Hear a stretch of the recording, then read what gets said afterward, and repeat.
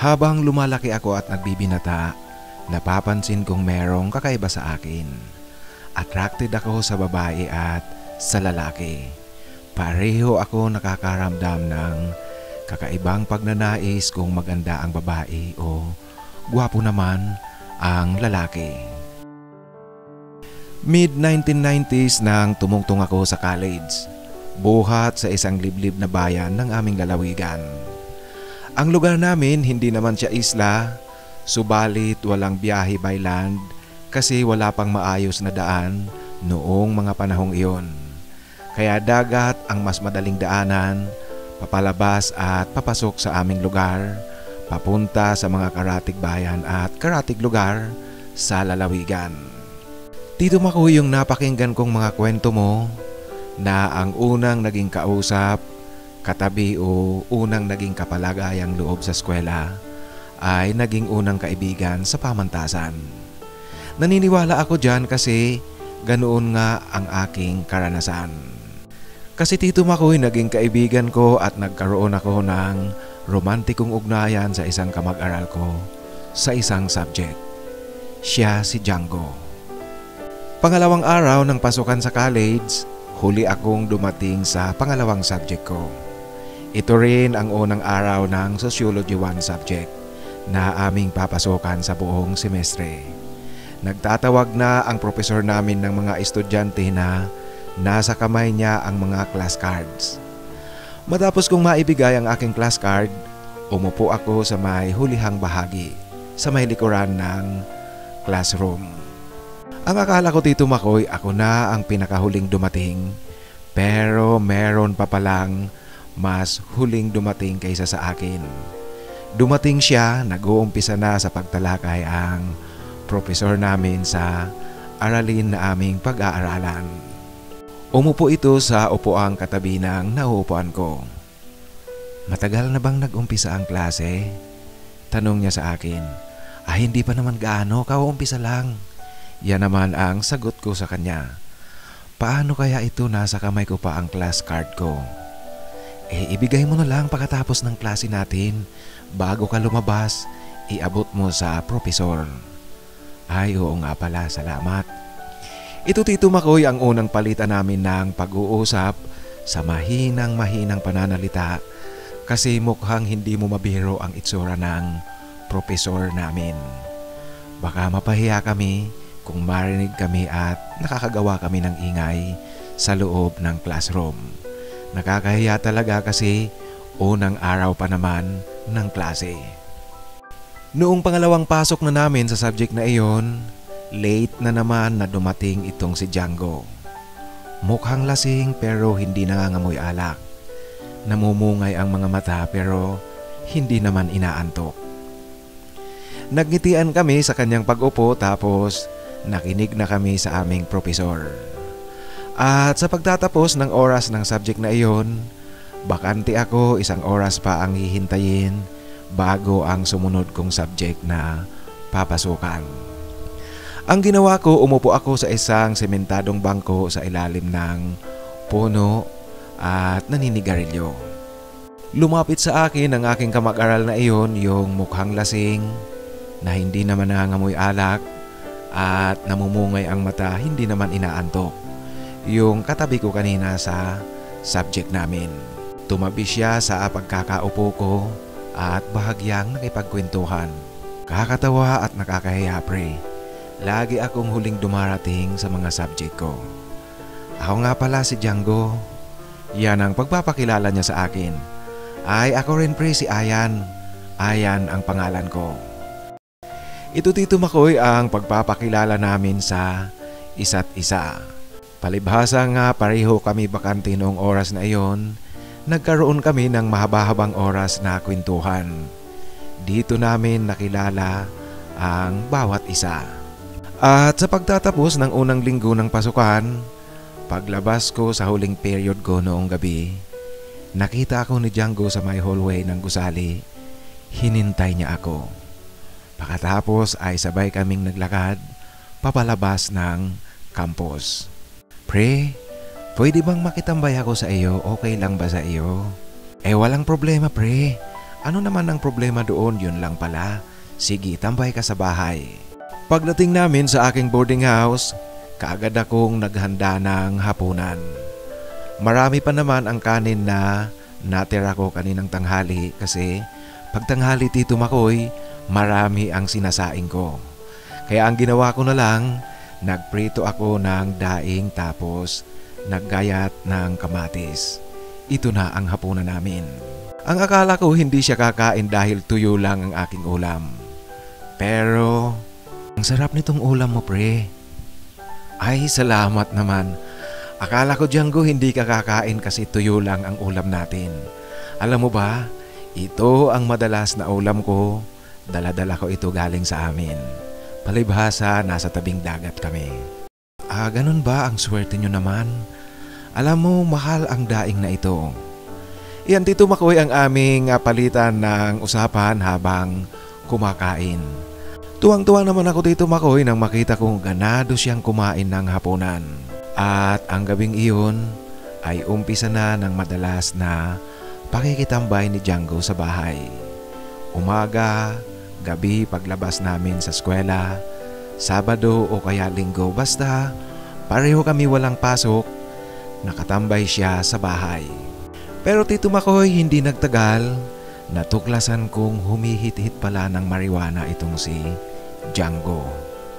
Isang gabi kasi pag uwian namin, sumama na naman siya sa akin sa boarding house. Pre, saing ka muli kasi kulang yung kanin mo na yan. Magpo-food trip tayo ngayon. Yan ang wika sa akin ni Django.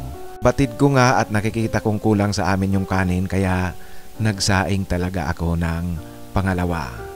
Kasi ayaw kong mabitin si Django sa pagkain namin ng hapunan.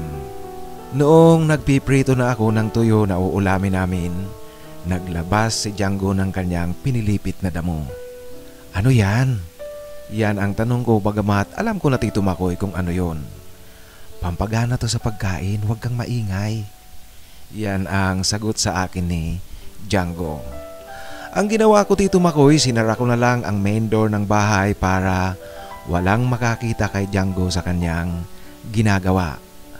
Ang inuupahan ko po palang boarding house ay maliit na bahay. Ito na ang aming inupahan kasi pag nagagawi sa lungsod ang sino man sa aming pamilya, dito namamalagi. Kailangan talaga namin ito kasi malayo nga kami sa lungsod. Kung alanganin na ang oras at hindi na aabot sa biyahe ng bangka mula sa isang bayan papunta sa amin, kinabukasan na lang na umaga umaalis ang mga magulang ko, kapatid at minsan nga mga pinsan ko rin. Habang nagluluto ako ng aming hapunan, si Django naman humihit-hit. Appetizer niya raw ang paghit-hit niya ng damo. Maging ako nga pinapahit-hit niya rin pero pre, ikaw na lang, alam mo, hindi ko kailangan yan kasi talagang malakas na akong kumain. Yan ang sagot ko sa kanya noong pinapahit-hit niya rin ako ng marijuana. At noong kumakain na nga kami Tito Makoy, manghang-mangha talaga ako kasi kakaiba ang lakas ni Django pagdating sa pagkain. Parang walang kabusugan. Natatawa lang ako habang pinagmamasdan ko siya. Isang gabi muli pagkatapos naming mag-food trip, inilabas niya mula sa kanyang daladalang bag ang 3 bote ng gin. Iinom daw kami kasi linggo naman kinabukasan, walang pasok, walang problema. Yun nga, uminom kaming 2, naubos namin ang 2 bote tapos yung pangatlo, nangalahati na lang ito kasi lasing na kami pareho Tito Makoy. Madaling araw na yon, kaya hindi ko na rin siya pinauwi kasi alanganin at delikado na. Nang tumigil na kami sa pag-inom, nakita ko na naman si Django na humihit-hit muli Tito Makoy ng kanyang daladalang pinilipit na marijuana. Pre, ano ka ba? Hindi pa ba sapat sa iyo ang kalasingan natin? Yan ang puna at parang paninit ako sa kanya. Pero ngumiti lang sa akin itong si Django. Nagpatuloy siya sa kanyang paghit-hit ng marijuana. Noong nakahiga na kami sa silid tulugan, meron pala siyang daladalang magasin na maiinit ang mga babasahin. Binubuklat niya ito habang nakahiga kami at binabasa niya ang mga nakasulat dito. Kitang-kita ko Tito Makoy na high sa marijuana itong si Django kasi maging ang paglalakad niya papasok sa silid para siyang palaging nasisindak. At palibasa nga high siya sa marijuana tapos nagbabasa pa ng maiinit na babasahin. Maya't maya ay nakayakap na siya sa akin. Pre, nag-iinit ako, pwedeng payakap? Yan ang wika niya sa akin. Hinayaan ko lang siyang yumakap sa akin Tito Makoy kasi nga sinabi niya nag-iinit raw siya. Naku pre, wag mo naman akong umpisahan dyan. Baka hindi mo alam, pwede rin ako sa lalaki at sa babae. Yan ang wika ko sa kanya Tito Makoy. Kasi nga Tito Makoy, iba na ang nararamdaman ko. At sabi ko na sa iyo, pwede ako sa babae at sa lalaki. Liban dyan, lasing din ako. Dahil sa naganap sa amin noong gabing iyon, lalo nang napadalas ang pagpunta ni Django sa boarding house ko. Lagi siyang humihit-hit tapos aayain niya akong humiga. Naging regular na naming gawain ito Tito Makoy at walang oras yun. Umaga, tanghali o hapon basta nasa boarding house kami. Ganoon pa man, ginagawa ko pa rin ang pagiging tunay na kaibigan kay Django. Sinasaway ko siya minsan at ipinapaliwanag ko sa kanya ang mali sa kanyang ginagawa. Alam niyo po Tito Makoy, bilang kaibigan, meron tayong obligasyon na akayin sa tamang landas ang ating kaibigan. Ito ang ginagawa ko sa aming pagkakaibigan ngayon ni Django. Isang araw, isinama niya ako sa bahay nila. Birthday raw ng kanyang tatay. Dito ko Tito Makoy nalaman na si Django pala ay anak ng Chief of Police ng lungsod noong panahon na iyon. At doon rin sa bahay nila, personal akong kinausap ng kanyang papa. Nagpapasalamat sa akin ang kanyang ama.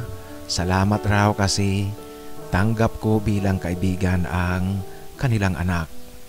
Tito, bakit naman po hindi ko matatanggap si Django Mabait po yung anak nyo. Mabait si Django. Yan ang wika ko. Nako, alam mo ba Ayan? Ikaw lang talaga ang nakita naming kaibigan niya mula pagkabata. Yan ang pagkikwento sa akin ng tatay ni Django. Ikinabigla ko yon Tito Makoy. Nabigla ako sa aking narinig. Tito naman, parang napaka-imposible naman po yata niyan. Totoo yan Ayan. Kaya sana tulungan mo kaming makumbinsi si Django na tigilan ang kanyang ginagawa. Yan Tito Makoy ang dagdag pa ng ama ni Django at pakiusap na sa akin. Alam pala nila na may problema sa marijuana addiction itong si Django. At sa aming pag-uusap ng tatay ni Django, ipinangako ko rin sa kanya na tutulong talaga ako na maalis si Django sa pagka-addict nito sa marijuana. Kasi Tito Makoy, hindi na iba sa akin si Django. At siguro mahal ko na siya. Sa panig naman niya nararamdaman ko rin na mahal niya ako at kailangan niya rin ako. Sa pagka-addict ni Django sa marijuana, hindi niya kaya na sa isang araw, hindi siya gumamit nito. Pero kinalaunan nakokontrol ko na rin minsan. Kasi nitong mga huli, hindi na ako pumapayag na aliwin namin ang aming mga sarili kung high siya sa marijuana. Sumusunod naman siya sa akin Tito Makoy. At kahit papaano Tito Makoy, masasabi kong malaki rin talaga ang impluensya ko siguro kay Django. Kasi nakapagtapos siya ng college, sabay kaming graduate. At sa aming pagtatapos, ako na ang kumumbinsi sa kanya na pumasok sa rehabilitation center. Nakumbinsi ko siya Tito Makoy. Kaya ganoon na lang ang pasasalamat sa akin ng kanyang mga magulang. Noong una ayaw sana ni Django pero noong sabihin ko sa kanya na hindi ko siya iiwan, nakumbinsi ko siya. Kaya naman noong nasa rehabilitation center na siya, linggo-linggo kinakailangan kong dalawin siya doon. At liban dyan Tito Makoy, nakumbinsi ko rin ang mga magulang ni Django na dalawin itong palagi sa rehabilitation center para tumaas ang kanyang moral. Kaya naman madalas kaming magkasamang dumadalaw, ang mag-asawa at saka ako.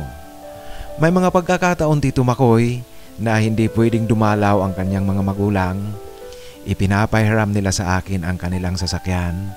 Mag-isa akong pumupunta sa rehabilitation center. Ang rehabilitation center kasi medyo malayo, nasa kabilang lalawigan at nasa labas rin ng lungsod. Pag ako lang Tito Makoy ang dumadalaw kay Django, dito kami nagkakaroon ng pagkakataon para sa pribadong oras. Sa rehabilitation center kasi kung linggo, pinapayagan silang lumabas kung ang kasama ay kapamilya. Ako naman palibhasa palagi akong kasama ng mag-asawa ng mga magulang ni Django, kaya ang akala sa akin ng rehabilitation center ay kapatid ako ni Django. Sa aming paglabas sa rehabilitation center, dinadala ko si Django sa lungsod. Tumutuloy kami Tito Makoy sa isang lodging inn. Maghapon lang kaming nasa loob ng silid. Ito kasi ang nagiging motivation ko kay Django. Pinaparamdam ko sa kanya na nariyan lang ako sa kanyang tabi. Kitang-kita ko na pag nasa pribadong lugar kami, ibang-iba ang kilos ni Django. Nararamdaman ko na parang mataas ang kanyang moral. Dahil dito Tito Makoy, naisip ko na kailangan lang talaga ni Django ang atensyon. Kaya naroon ako, ipinaparamdam ko sa kanya na mahalaga siyang masyado sa akin. Alam niyo po, hindi ko alam kung sino sa amin ang binibibi at sino ang nambibibi. Kasi si Django, binibibi ko siya, pero ayaw niya namang magpaawat sa pambibibi sa akin. Pero kinakailangan naming bumalik ng rehabilitation center bago mag-alas 5 kasi yun ang patakaran. Ako naman, pagkatapos ko siyang ibalik sa rehabilitation center, uuwi na ako. Siya nga pala Tito Makoy, sa pagtatapos ko ng college, maswerte akong nakapasok sa provincial government office. Kaya sa lungsod ako nananatili, hindi na ako umuwi doon sa amin. Sa lungsod kung saan ako nag-aral at ang lugar ni na Django. Lumipas nga ang mahigit 6 na buwan, maswerteng na-release si Django sa rehabilitation center.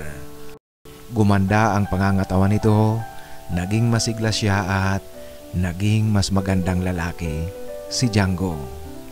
Liban doon Tito Makoy, lalo akong natuwa nang mabalitaan kong papasok din pala si Django sa Kapitolyo. Palibhasa kasi ang tatay niya ay kilala ng ilang mga opisyal ng Kapitolyo kaya naipasok ito. Sa kanyang pagtatrabaho sa Kapitolyo, lalong gumanda ang takbo ng buhay ni Django. Palibhasa pareho kami ng pinagtatrabahuan, bagamat magkaiba nga lang ng opisina. Palagi kaming magkasama, kumakain sa pananghalian at sa uwian naman, madalas itong tumatambay sa bahay. Minsan doon rin sa bahay natutulog. Hinahayaan lang si Django ng kanyang mga magulang na sa akin natutulog minsan kasi ang sabi nila, maigi na raw yan at naiimpluwensyahan ko ng maganda ang kanilang anak at nalalayo ito sa bisyo. At alam mo na Tito Makoy, dahil palagi kaming magkasama sa trabaho, magkasama sa uwian at magkasama pa sa bahay madalas, di rin maiwasang tuksuhin na kami ng aming mga katrabaho. Nagtatanong at nagbibiro o kaya nanunukso ang mga ito kung sino raw ba talaga sa aming dalawa. Hindi kami umiimik Tito Makoy, tinatawanan lang namin ang mga ito. Kung alam lang nila na masayang masaya kami ni Django. Pero alam mo naman Tito Makoy, ang sinasahod natin dito sa Pilipinas kung namamasukan ka, hindi sapat sa pangangailangan natin.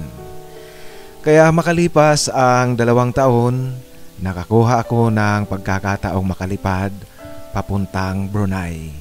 Sinunggaban ko ang pagkakataong ito. Labis itong ikinalungkot ni Django. Ano ka ba Django? Magkasangga pa rin tayo at hindi kita iniiwan.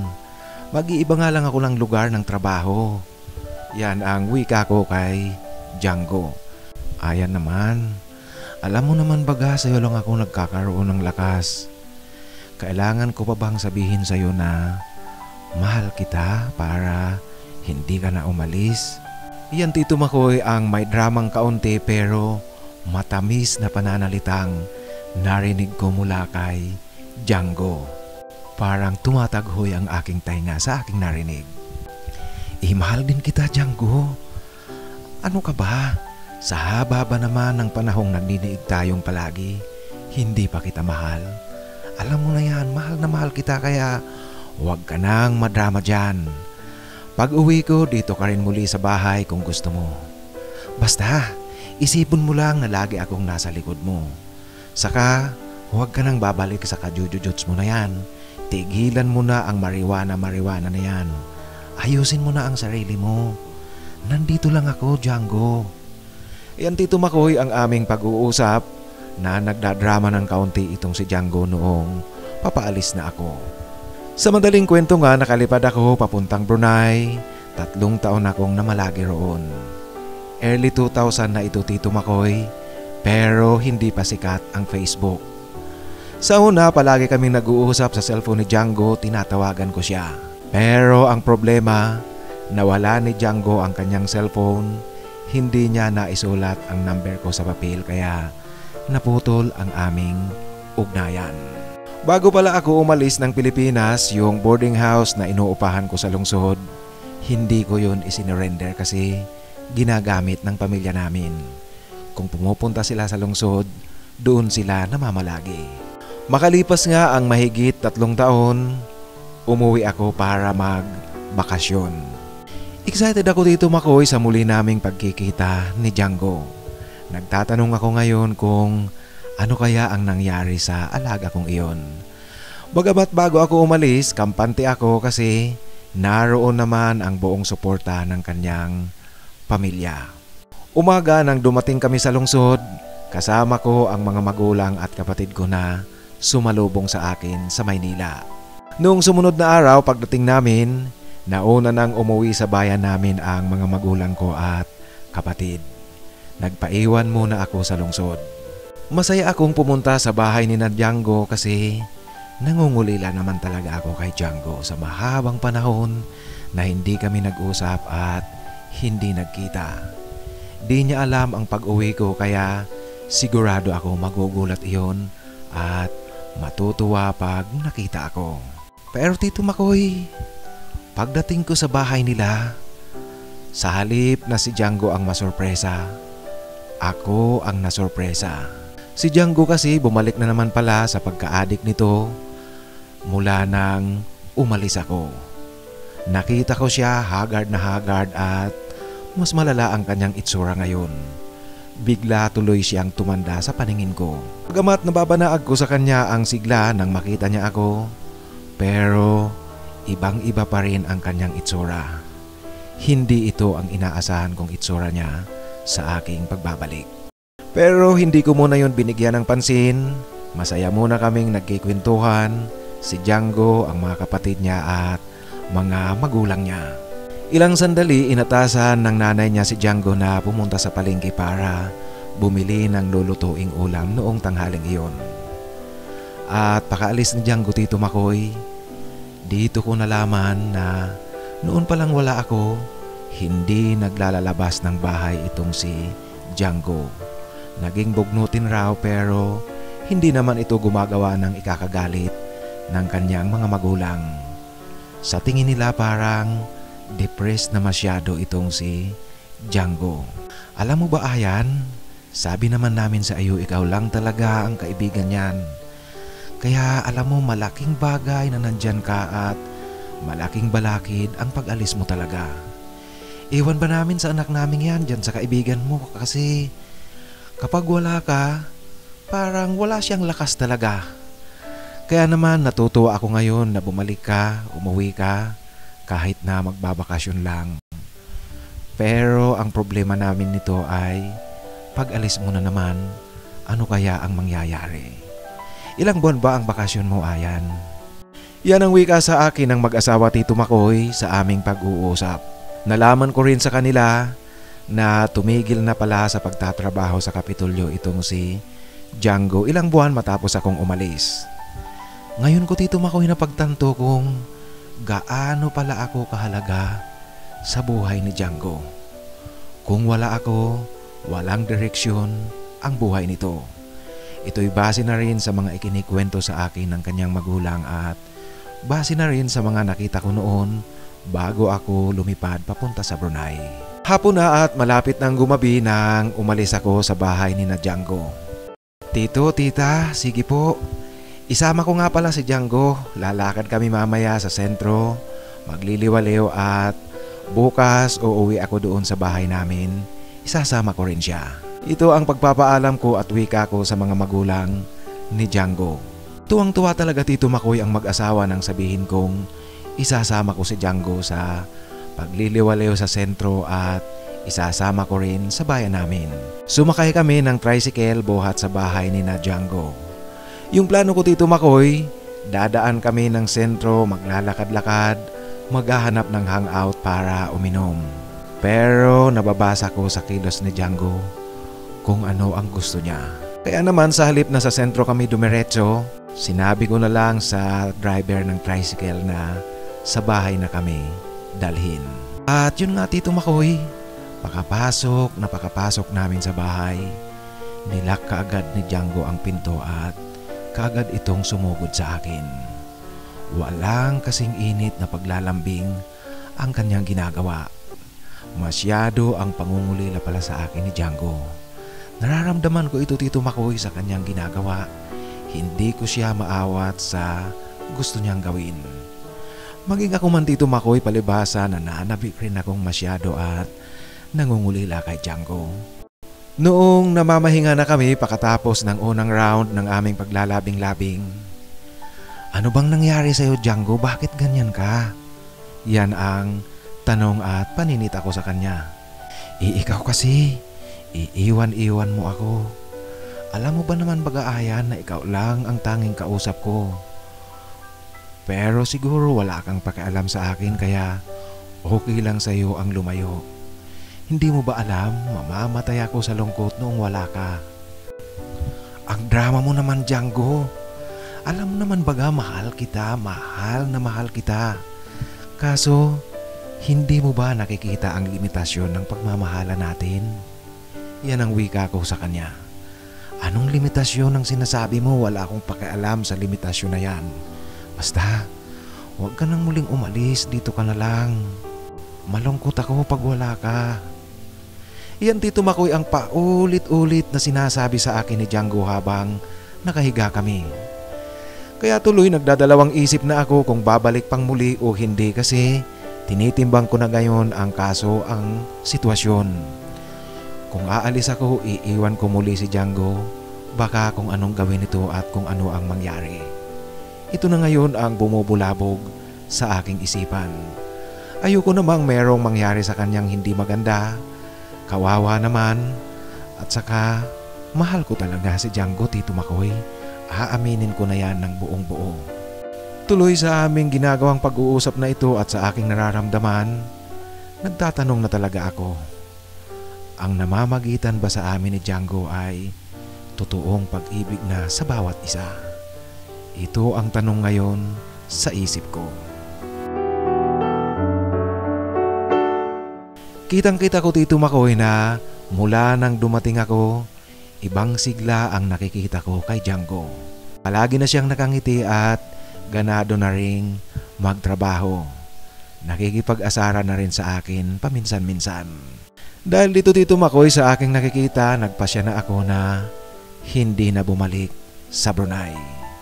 Nagnegosyo na lang ako gamit ang kaunting naipon ko sa aking pagtatrabaho sa Brunei.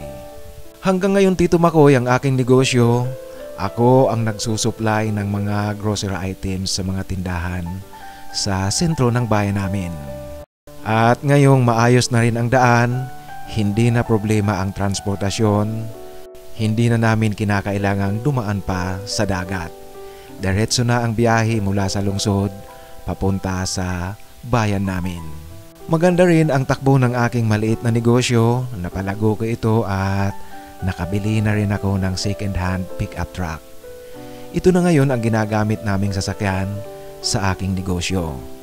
Diretso mula sa lungsod papunta sa bayan namin. Katulong ko si Django sa aking negosyo. Magkasama kami ngayon sa aking bahay.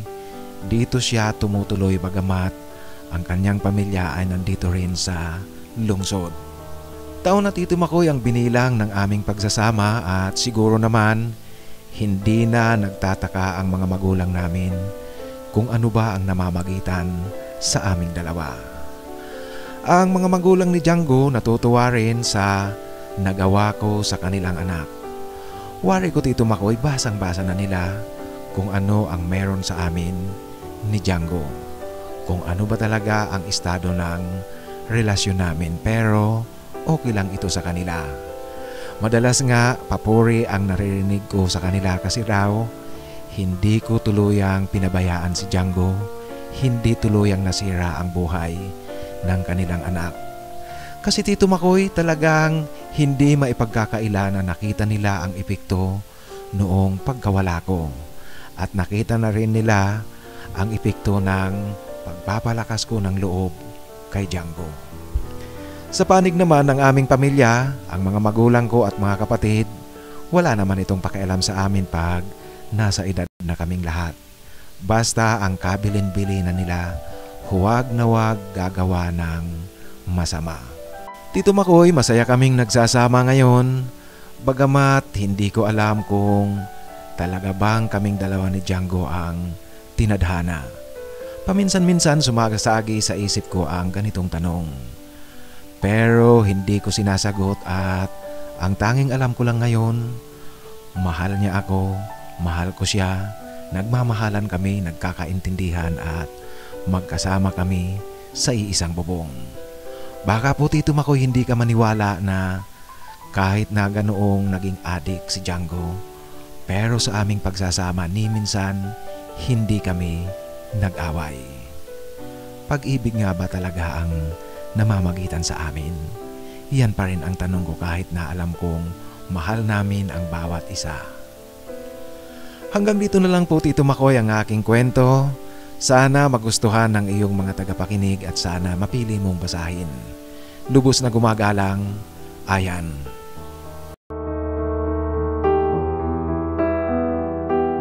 Maraming salamat, Ayan, sa pagbabahagi mo ng iyong kwento. Alam mo, sa pagsasalaysay mo ng iyong kwento, meron kang dalawang tanong. Yung unang tanong mo, pagmamahal ba ang nararamdaman mo kay Django? Yung parang nasa kalagitnaan ito. Ang sagot ko dyan, oo, kasi kitang-kita ko na masyado kang concern at saka masyado kang attached sa kanya. At yung pangalawang tanong mo, kayo ba ang tinadhana? Ito yung tanong mo yata sa huling bahagi na, tinadhana ba kayo ni Django? Ang sagot ko pa rin dyan, oo, marahil. May karugtong pang marahil. Kasi tinitingnan ko ang sitwasyon nyo, ang pagsasama nyo. Alisin na natin yung panahon na nasa college kayong dalawa. Ang pag-usapan na lang natin ay ang pagsasama nyo ngayon na mula nang bumalik ka galing sa Brunei. Ang estimate ko, nagpunta ka sa Brunei early 2000, sabi mo wala pang Facebook. Siguro mga nasa ang time frame niyan, maaaring from 2004 to 2009. So, ang assumption ko na lang sabihin natin, you left for Brunei 2006 and then you came back 2009. Then from 2009 up to 2024, kayong magkasama ni Django. Siguro naman 2024 minus 2009, so 15 years na kayong magkasama. 15 years na ang inyong relasyon na nagsasama kayo sa isang bubong. Siguro naman hindi na natin pagdududahan yan na yan ay tadhana na para sa inyong dalawa. Lalo pat sinabi mo na sa inyong pagsasama sa tagal na yan, ni isang araw hindi mo natatandaan na nagtalo kayong dalawa. Kaya ang sagot ko dyan, tadhana, oo. Sa muli, Ayan, maraming salamat at sana manatiling masaya at masigla ang inyong pagsasama ni Django. Mga kaibigan, kung meron po kayong kwentong nais na ibahagi, ipadala lang sa aking email titomarcos@yahoo.com at titomarcos@gmail.com. Maraming salamat po.